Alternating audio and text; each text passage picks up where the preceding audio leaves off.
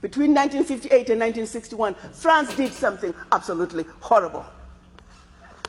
France made the Francophone African countries, and I don't even want to use that terminology, but I only use it for the purposes of conversation. The 14 countries which were formally, but still colonized by the French, they were forced to sign a document that they called the Pact for the Continuation of Colonization. You heard me. The Pact for the Continuation of Colonization. If you want your independence, you must sign it. Guinea, Secretary said absolutely not. Mali said absolutely not. France, pack your bags and go on back home. France could not believe it. Could not understand that an African country, these monkeys, do not want to be affiliated to France. They said, we will show you. So history tells us France went into those two countries, took everything that they thought they had brought to those two countries, including the last teaspoon and chair, proceeded to pour concrete into the sewage pipes, completely devastating the two economies. The then newly appointed president of Ghana, Kwame Nkrumah, in his efforts to rescue these two economies, created the first ever union of any African states, Ghana, Guinea, and Mali. But what that did was it made the other African countries realize that if they go against France, this was the fate that was waiting them. So what do? Wait the paper. And they signed. What did the pact say? One. The pact said, you monkeys, you don't know how to manage your money. So you shall deposit 85% of your bank reserves with the French Central Bank under the control of the French Minister of Finance. And that France is going to take your deposits from the individual countries. Ẹ̀yin èèyàn mi ṣe rí wípé wàhálà fẹ́ ṣẹlẹ̀ báyìí bàbá Tinubu fẹ́ kó ogun wọ̀lú ó ti ẹ̀dá tó bá jẹ́ pé látọ̀dọ̀ yín náà ni ó fi dùn náà ni ó fi náìsì ni. Mo rò wípé ẹ lísì sí fídíò tí mo gbé wọlé yẹn nípa France. Ẹ rí ìwà tí àwọn France as a country ní Europe, the same France country, yes. Tí wọ́n ní problem pẹ̀lú Nigerians ní last year gbàrà tí bàbá Tinubu become a president. Tí wọ́n become the ECOWAS chairman. Gbàrà tí àwọn Nigerians yẹn tí wọ́n sì sí president wọn mú mọ́ pọ̀pọ̀lọpọ̀ wá ti gbàgbé wípé kí wọ́n stop láti máa kó àwọn mineral resources wọn, àwọn solid minerals wọn. Wọ́n build ibẹ̀, wọ́n fún wọn ní nǹkan tó yẹ kó fún wọn, kò sí iná, kò sómi, kò sóúnjẹ, kò sí nǹkan kan. Ó sú àwọn ọmọ nílùú, ó ti gbàgbé. Tí bàbá Tinubu fi ń múra pọ́npọ́npọ́n, tó sáṣọ wọn, tó náà fẹ́ lọ kógun jà wọ́n, tí gbogbo wa pariwo kọ́kọ́kọ́ fèsì ti lé náà. Àwọn France tán lé kúrò ńbẹ̀, tán ṣáná sí embassy wọn. Gbogbo flag wọn tí gbogbo àwọn youth tán bọ́ síta tán protest tán dáná sun flag gbogbo àwọn Faransé tó wà ńbẹ̀ wọ́n lé wọn dànù. Kì í ṣe ńbẹ̀ nìkan o, ní Mali àti bẹ́ẹ̀ lọ gbogbo àwọn francophone country ní Africa country yẹn pátápátá tí France colonize wọn, ogun ni wọ́n fi jà wọ́n. Tó bá ti rí France, ó ti rí kú, ó ti rí àdánù. Àwọn ní kòkòrò ajẹnirun, ajẹnipa, abayé aláyé jẹ́, òjálé onílé fi bó tiẹ̀ mọ́lẹ̀, ẹni ègbé ẹni àdánù. Wá gbọ́. Nigeria, France signed 300 million euro agreement on agriculture food security. How? Báwo ni France ṣe máa sign agreement pẹ̀lú Nigeria through bàbá Tinubu 300 million euro lórí agriculture and food security? Kí ló dé tí wọ́n ná owó yẹn fún àwọn ará Mali? Kí ló dé tí wọ́n ṣàánú àwọn ará Nigerians àti gbogbo àwọn francophone country tí wọ́n fi ìyà jẹ tí wọ́n lé wọn dànù tefetefe? Kí ló dé tí wọ́n be nice sáwọn yẹn?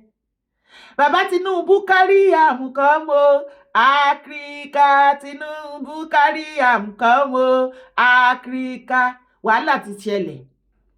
Bàbá Tinubu ti níbi tá a bá dé yìí, ẹ jẹ́ tún sáré gbé yín dé another place. President Bola Tinubu on Thursday said Nigeria is committed to enhancing operation in key sectors such as food security, energy, solid minerals, education, and defense. Eba. Tinubu said this at a joint press conference after a high-profile meeting with French President Emmanuel Macron at the prestigious Palace des Élysées, France. Tí mi bá pè dáadáa ẹ má bínú. Eléyìí wá continue bí ó ní Nigeria's President Bola Tinubu and France President Emmanuel Macron signed 2 key agreements on Thursday in Paris, cementing a partnership to develop critical infrastructure and sustain long-term agriculture and food security. For so many years tí wọ́n ti wà pẹ̀lú àwọn ará Niger, ebi ń pa wọ́n, ohun tí wọ́n fi sára àwọn ará Niger tó fi survive kó tó di pọ́n lé gbogbo France, tán lé gbogbo wọn lọ pé wọ́n nídìí wọn mọ́ nílùú wọn. Ebi pa wọ́n, ìyà ń jẹ wọ́n, Nàìjíríà ló sustain wọn. Ẹ ti gbàgbé pé gbogbo owó, gbogbo everything nígbà tí Buhari wà ńbẹ̀ for good 8 years. Buhari ló fi owó Nàìjíríà tó fi sustain ní Niger. France dẹ̀ kó uranium, lithium and so many other expensive solid minerals wọ́n bẹ̀. Wọ́n dẹ̀ ń kó lọ wọ́n, they build anything wọ́n, they create anything wọ́n, they support wọ́n. Ṣé the same France yẹn ni bàbá lọ partner pẹ̀lú tó fẹ́ wá máa supply wa, tó fẹ́ invest sí food security? Really? Ẹjọ́ ṣé wọ́n máa kó oúnjẹ wá láti France ni? Okay, owó yẹn 300 million euro bàbá. Ẹyọ ọbẹ̀ ti sọ gbogbo ẹ̀yin ọmọ bàbá Tinubu kábínẹ̀tì. Christmas ti ṣe ra ẹ̀ torí owó tẹ́ máa fi ṣe Christmas nìyẹn. Irọ́ lẹ̀ ń pa. Ṣé owó yẹn lẹ fẹ́ invest sí agriculture? Ẹ̀yin partner pẹ̀lú President Macron of France. Partner pẹ̀lú agriculture. Okay, wọ́n fẹ́ wá máa fàmù ní Nàìjíríà àbí wọ́n máa kó oúnjẹ wá láti France. Cassava, wọ́n kúkú ti import epo pupa náà. Ó jẹ́ fake kò jẹ́ fake, ṣe bẹ́ẹ̀ rà. Wọ́n dẹ̀ ti import gàrí náà. Jàre láti France ẹ máa kó epo pupa, gàrí, atarodo, plantain, ọ̀gẹ̀dẹ̀ wẹ́wẹ́, everything tá ṣà ń jẹ l'Áfríkà. Ẹ máa kó ẹwà. Wàhálà ìṣègájù. Ògùdé o. Ẹ máa kó wá láti France wá Nàìjíríà torí kò tí ì yé mi. Àbíkẹ́, ṣé France ló máa wá bá wa invest sórí agriculture? Bàbá Tinubu kìíní yóò yé yín. Wàláì, ó ti dàrú mọ́ yín lójú. Ẹ wo ẹ̀yin àgbègbè ilẹ̀ Yorùbá tí ẹ bá fẹ́ ká kógun jà yín níbi tá a bá dé yìí. Ẹ tètè pé ọmọ yín Tinubu ò ká ẹ bá ṣe tó jó tọrọ, ká ẹ bá sọ tó jó tọrọ. Torí ọ̀rọ̀ kan balẹ̀ yóò kàn yín o. Ṣe eré lè tán kó wá tán kó bọ̀ Áfíríkà yìí. Ó máa kan gbogbo yín. Ẹ ò tí ì rí nǹkan kan, Ọlọ́run kúkú ṣe ọmọ wọn ló kọ́. Ẹ ò tí ì rí nǹkan kan, ẹ tí ì rí nǹkan kan, wẹ́rì nǹkan kan. Ṣé o fẹ́ ti gbọ́ analysis woman yẹn? Irú èèyàn, irú country tí àwọn France jẹ́, gbogbo francophone country pátápátá náà ti lé àwọn France tó lé wọn tẹ́fẹ́tẹ́fẹ́ tó fẹ́ ní kankan ṣe pẹ̀lú wọn. Ìgbà yẹn ni bàbá Tinubu ṣe lọ wà wọ́n máyà. Jẹ́ wá sáré gbé ẹ débẹ̀ kí tó tẹ̀síwájú. Kó jẹ́ relationship tó solid majestically ó wà láàrin bàbá Tinubu àti President Macron of France. As a matter of fact, a lè pe President Macron ní ara àwọn boys bàbá Tinubu ẹ̀mí gbogbo ẹni sọ́nà. Ṣọ́ngbédè Yorùbá ni ṣáwọn Francis ṣègbédè Yorùbá jẹ́wọ́ ṣọ́ngbédè Yorùbá wàhálà ti wà. AI ti yáàdì Yorùbá mọ́nú kíní wọn. Anyway, àṣọ náà jọ yòókò ó ṣáà ti yẹ wà níbo náà ti okay. Ní ọdún tí bàbá Tinubu become Lagos State Governor, President Macron ó wá sí Nàìjíríà, wọ́n wá ṣiṣẹ́ ní embassy ní Nàìjíríà. Ibẹ̀ yẹn ni wọ́n ti ní connection tó ti bẹ̀rẹ̀, àtìgbà yẹn ni wọ́n ti build relationship yẹn. Ṣé bó rí tí President Macron of France tó sọ pidgin sí bàbá tó jọ ń throw ẹ̀ síra wọn, father and son ní ó kọ́ dé àbàjẹ́. As a matter of fact, ẹ rí pé every minute every second ní bàbá lè púpù ní Nàìjíríà kán lọ ṣọ̀dí ní France. Bàbá lè fi toothpaste fọ eyín báyìí kan brush chu wọ́n wá sáré wá sí France wá fomi ṣe chu wọ́n tún padà. Tó já sí wípé ṣé ká pè ní second home àbí first home gangan ibẹ̀ ní France. Orí tí ọmọ màmí Tinubu dání this time around, ọmọ daddy and mommy to son and daughter. Daddy and mommy to their son. Ẹni wọn aláṣẹ òfì. Tinubu àmẹ́kẹ́rẹ́ aláṣẹ òfì. Ẹ pẹ̀lẹ́, mo kàn ń try láti ṣàlàyé fún ẹni o. Ká ẹ lè mọ nǹkan tó fẹ́ ṣẹlẹ̀. Ṣé wá rí bí solid mineral yẹn gangan ni mo fẹ́ ṣe lálàyé fún yín. Wàhálà ti dé, ogun ti dé. Ṣé ẹ mọ̀ wípé tẹ́ bá rí bí àwọn Northerners ṣe múra kankan báyìí? ọlọ́mọ yẹ kí nọ́dẹ́nà kan páyín bàbá Tinubu ẹ̀yìn bàbá Fáṣọ̀rántì bàbá ní gbogbo yín ẹ̀jẹ̀ lọ wọ́n náà mọ yín àwọn eléyìí wọ́n páyín ẹ̀ tó bá lè ṣe kí nìyẹn fún wàhálà máa ṣẹlẹ̀ o bí kíní tax bill new tax reform bill tí wọ́n yìí ń gbé jáde tó ti lọ síṣẹ́ tó ti pass second reading òun ni nọ́dánà sì ń gbógun tì wọ́n náà yìí momi sí tán yàtà yòó náà kí wá yọ àlà bàbá tó wá lọ mú ànádá wọn ó tọ̀pù ẹ̀ fún wọn wàhálà ìṣègajù ní nọ́ọ̀tì báyìí àbí kí bàbá Tinubu má lọ nọ́ọ̀tì mọ́ ni kò tí ẹ̀ yé yé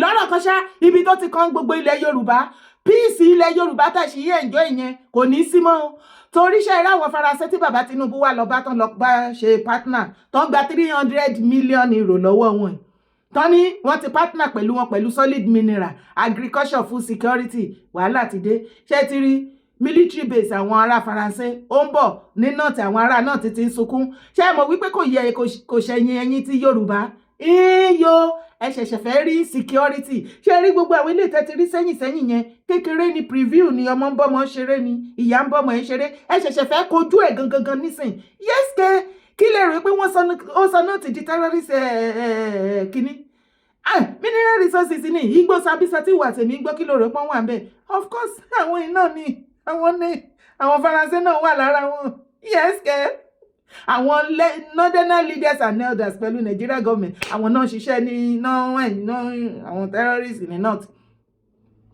gbogbo ibi tí mineral resources bá ti wá wà ní the whole of Nigeria báyìí bàbá Tinubu ti gbélé ọwọ́ France president ṣé ẹ̀dẹ̀ mọ̀ pé ilẹ̀ Yorùbá ilẹ̀ tó kún fún wàrà tó kún fún oyin pa láì kò sí area kan nílẹ̀ Yorùbá tọ́lọ́hun bless ní ilẹ̀ ibẹ̀ tí òfin kankan tí ò rí kankan bọ́lẹ̀ ibẹ̀ bóyá o ti rà bóyá property daddy ẹ great grandfather great grandmother tó inherit oko ẹ̀gẹ́ cassava farm cocoa farm okra farm gbogbo farm àtẹlẹ ìtẹ àbádàn ṣó orí kó tiẹ̀ ti wá kọ́lé síbẹ̀ kó jáàrin ìlú tó bá fi lè discover wọ́n ní nǹkan tó fi test ground ilẹ̀ kiri tó fi máa discover nǹkan tó mineral resources tó wà bẹ́ẹ̀ tó bá wá jẹ́ pé wọ́n discover nǹkan tó fẹ́ bẹ̀ wọ́n á wọlé ẹ̀ ò tiẹ̀ ti bá ẹ o tó rántí wípé wọ́n ju àdó olóró lọ́dún ilé méjì ní nọ́ọ̀tì tí wọ́n pa wọ́n káàkiri tí gbogbo village yẹn wọ́n eradicate wọn gbogbo wọn kú èyí tó fọrùn kọ́gí mineral resources náà rí bẹ́ẹ̀ wọ́n ń kidnap wọn wọ́n ń gba ransom wọ́n pa wọ́n kọ́ àwọn ará village yẹn wọn ò níbòmíì tó fẹ́ lọ wọ́n ṣáà ń manage ayé wọn bẹ́ẹ̀ ní nọ́ọ̀tì ìgbà tó pẹ́ tó rí pé àwọn ará bí wọ́n ṣe ń pa wọ́n tó ń gba ransom kò ṣe kinní wọ́n kúkú ju àdó olóró látòkè kí gbogbo wọn pa ń jàre kán lè máa ṣe kíni kí wọ́n lè máa kó mineral resources yẹn àtìgbà tó ti ṣẹlẹ̀ ó gbọ́ anything lẹ́yìn èèmọ̀ Nigeria government ní mistake ni ẹ̀kíní a lè pè ní mistake ṣẹlẹ̀ kejì mistake náà ni mo kàn ní kí ṣàlàyé fún nǹkan tó máa expect nílẹ̀ Yorùbá ni o ṣe mọ̀ pé any small thing ẹ ti bẹ̀rẹ̀ sí ní ṣe fídíò ẹ ti wọ́n ti parọ́ wọ́n ti kun wọ́n ti ṣe kinní kan ẹ wo ó ti bá yín this time around ṣé rí ó bá pé téèyàn bá ti ń ṣe àṣe tó ti ń gbọ́gbọ́n ọgbọ́n máa ń pọn lọ́gbọ́n lára àwa sọ fún yín wípé ojú yín máa bó ibi tá ẹ̀ ń lọ yẹn kò sọ́nà bẹ́ẹ̀ igbó lẹ̀ ń wọ̀ lọ ẹ lọ́mọ ẹni ò ń ṣèdí bẹ̀bẹ̀rẹ̀ ẹ pẹ̀lẹ́ o Mr. ìdí bẹ̀bẹ̀rẹ̀ ẹ wá ẹ jẹ́ àlọ́gbọ́n. Why are you always going to France? Why do you focus on France, not to US, not to UK, and we are UK colonies? All the time you will be in France, all the time. And then the ECOWAS, you are the ECOWAS chairman, and how do you want them to believe you and trust you? They cannot, because already all colonies of France in Africa, they send them out. Mali, Burkina Faso, Niger, Chad, even now Senegal. Then why are we eager to France?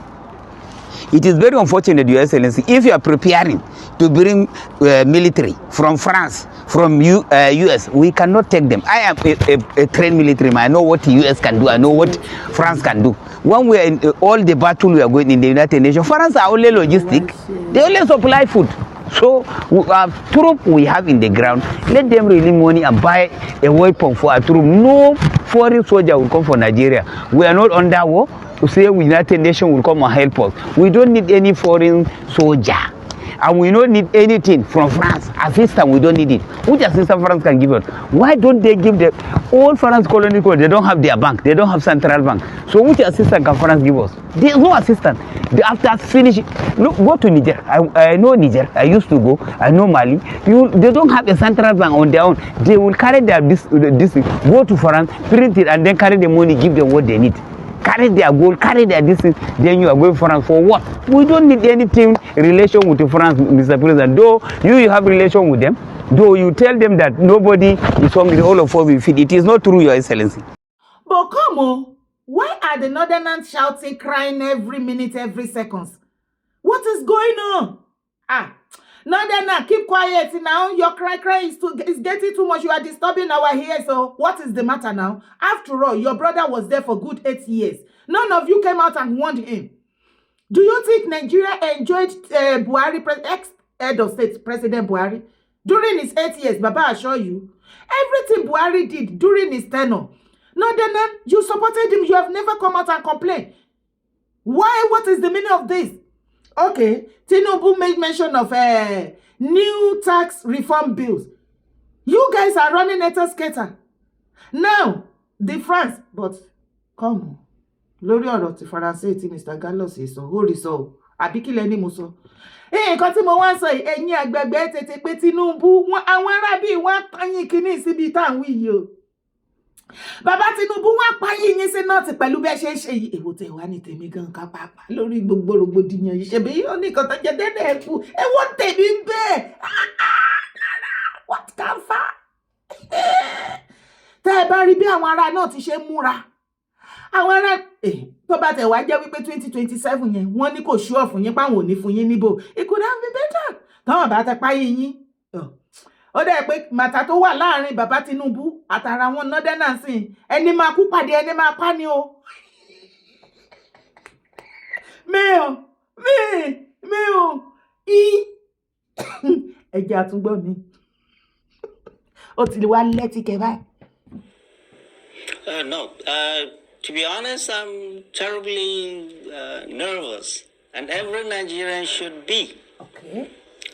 Okay, let's look at our relationship with France, past, present, and the future.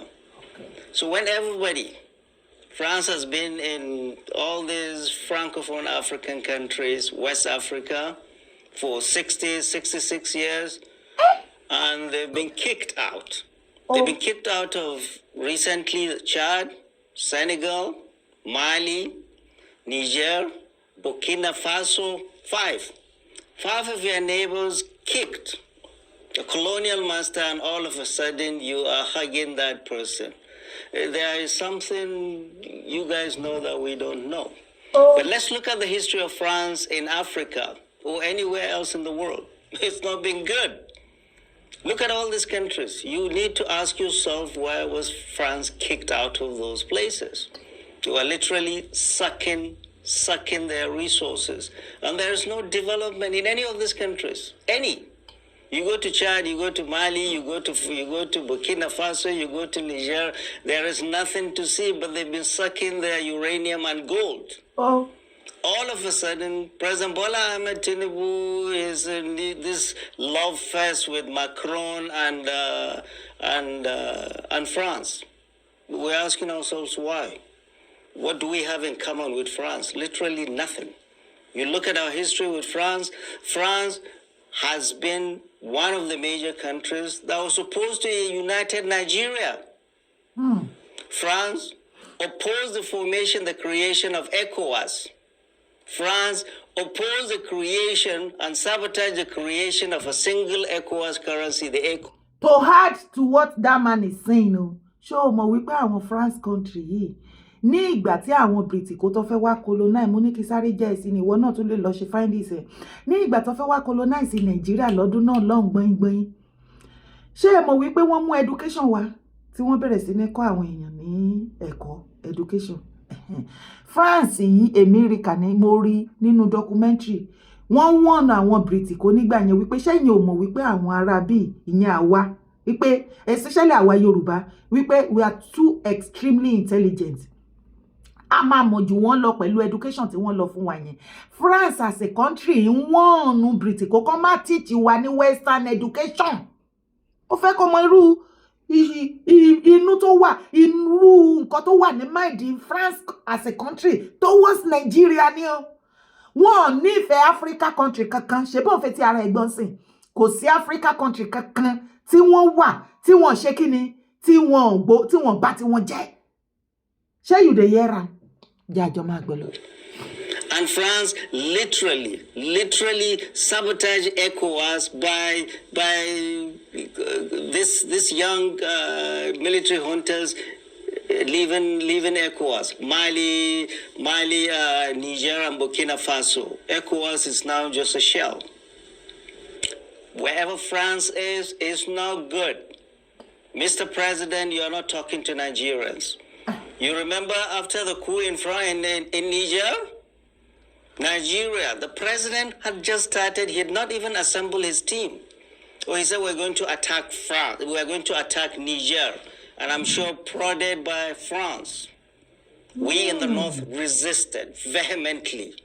We're not going to allow Nigeria to invade Niger because the fight was going to be a proxy war.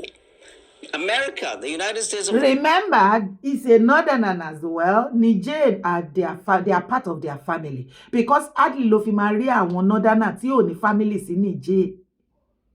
Yes. As a matter of fact, during President Buhari, the last president, head of state, the same Buhari that you and I knew. Yeah, for good 8 years. Lo fi mú owó Nigeria tó fi build in Niger. Buhari was the one feeding them when France was beating them. Blala koboko ton ko gbogbo mineral resources wọ́n ton jẹ ìbẹ̀rùn, wọ́n jẹ pa. Kò sí nǹkan tó gbérí ńbẹ̀. Nigeria ló supply wọn níná. Wọ́n ṣe títì, wá ṣàgbọ́ nípa rail kíní tí wọ́n ṣe láti kíní lọ sí bibẹ̀. Oúnjẹ o, iná o, everything. Buhari òun ló kó lọ síbẹ̀, ton kó lọ síbẹ̀. Àwọn ni wọ́n Nigeria owó Nigeria náà fi build Niger. Ṣé o ti rí gbogbo rògbòdìyàn tó ń lọ? Mo kàn ní kí n já yín sí ni o. Ẹ̀yin ọmọ Yorùbá tá ẹ bá súnmọ́ bàbá Tinubu àbí tẹ́ mọ àwọn tó lè bá wọn sọ̀rọ̀. Ẹ jẹ́ tètè lọ bá wọn. Daddy Ọ̀nẹ́. Torí wọ́n ní ni o. Bí mo yẹ bá yín sọ̀rọ̀ ẹ báyìí ní kíní ní àárín Iléṣà sí Ifẹ̀ tán náà ti ń ṣe mining. Wọ́n ló ti dojúrú.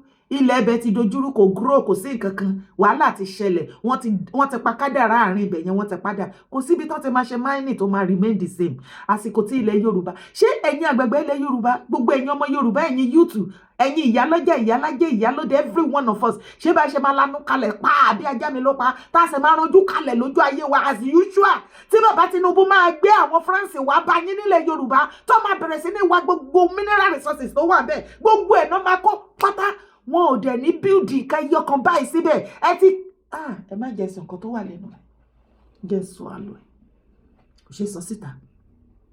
Mo mọ̀ pé tó máa gbélé náà ẹ̀ tó máa gbé sára pé kò kàn yín ni o because Tinubu ti mọ̀ wípé kò sí nǹkan tó bá sọ fún yín tẹ́ bá ti pariwo bí ọjọ́ mẹ́ta ọjọ́ méjì ẹ tún ti sinmi nìyẹn. Mo fẹ́ kẹ́ mọ̀ ilẹ̀ àsìkò tí ilẹ̀ Yorùbá fẹ́ parẹ́ tó fẹ́ parun lélẹ̀. Kò sí ibi tó ti wà mining tó remain the same bó ti ń wà láàrin ìgboro náà máa wà láàrin oko tó bá ti wá rí any moment from now tó bá rí ẹ̀yin tẹ́ ń gbé ní village tó bá ti rí helicopter tó ń róòlù tó ń lọ fíhun ní gbogbo kíní àwọn ará France ni o wọ́n fẹ́ wá sọ̀kalẹ̀ Sambisa tilẹ̀ Yorùbá wọ́n á create kò sí nǹkan kan àwọn France ò bá yàn ṣe ìkọrí kọ́ má fi impact orí burúkú sílẹ̀ síbẹ̀ fún wọn ẹ̀yin Yorùbá tẹ̀yìn ti bá yín Tinubu ti fi ilẹ̀ Yorùbá ó ti fi jin Macron the same Macron tó fi ti ara ẹgbọ́ àwọn ará Senegal Mali everybody wọ́n bá tí wọ́n jẹ́ ní Mali wọ́n bá tí wọ́n jẹ́ ní gbogbo country francophone pátápátá ní France ti bá tí wọ́n jẹ́ kò sí anybody tó bá wọn ṣe mọ́ ní the whole of Africa bàbá Tinubu ṣẹ̀ṣẹ̀ wá sáré lọ́bẹ̀ wọ́n wá lọ gbé wọn wọ́n wá gbé wọn sórí àyà wọ́n wá ní ẹ̀yìn òun náà wá gbé wá fún yín o bàbá ọ̀rọ̀ yìí ò yé yín àti rúùlù Nàìjíríà wà lápàlà Ọlọ́run bá gbọ́ kò padà yé yín ó ti dojúrú mọ́ yín lọ́wọ́ ẹ jẹ́ kúrò bẹ́ẹ̀ kẹ́ máa bọ̀ lé ẹjẹ́ máa bọ̀ lé àwí fún yín ọ̀tẹ̀ ò dá ọ̀tẹ̀ ò gbé adébì kan o ọ̀tẹ̀ ẹ̀yin ọmọ Yorùbá ọ̀tẹ̀ ò gbé yín débì kan o ọ̀tẹ̀ ẹ̀yin àgbẹ̀gbẹ̀ ilẹ̀ Yorùbá ìlara ò gbé yín débì kan o àwé ayé yín òun lẹ̀ ń wò yẹn ọmọ ẹni kì í ṣèdí bẹ̀bẹ̀rẹ̀ ìdí bẹ̀bẹ̀rẹ̀ pa yín. Anyway, mo sọ yìí mo dúró ná orúkọ tèmi ò yí padà rárá o yèyé dára kó wé kó ó lèmi ń jẹ́ jọ̀ọ́ bá mi mú fídíò kó bá mi ṣe ìdọ́dọ̀ ẹ jẹ́ kí fídíò ìdọ́dọ̀ Daddy Fatoranti ẹ jẹ́ kó dé ọ̀dọ̀ gbogbo àwọn tó yẹ kó dé ọ̀dọ̀ bàbá Ọọ̀ni bá mi play ẹ̀ létí wọn bó bá lè play ẹ̀ bá mi ṣe àlàyé ìwọ̀nba tí mo ṣe kí gbogbo wọn kí wọ́n gbọ́ wọ́n dẹ̀ kúkú máa gbọ́ náà bó bá gbọ́ kí náà tiẹ̀ fẹ́ ṣe kí ni Dáúdà wọn fẹ́ dà ṣé wọ́n lè control bàbá Tinubu ni àbí bàbá Tinubu ló control gbogbo wọn ọ̀rọ̀ ti bẹ́yìn yọ má gbàgbé láti bá mi like support my brand drop your comment ṣé ká máa sá lọ ní báyìí ó ti yá.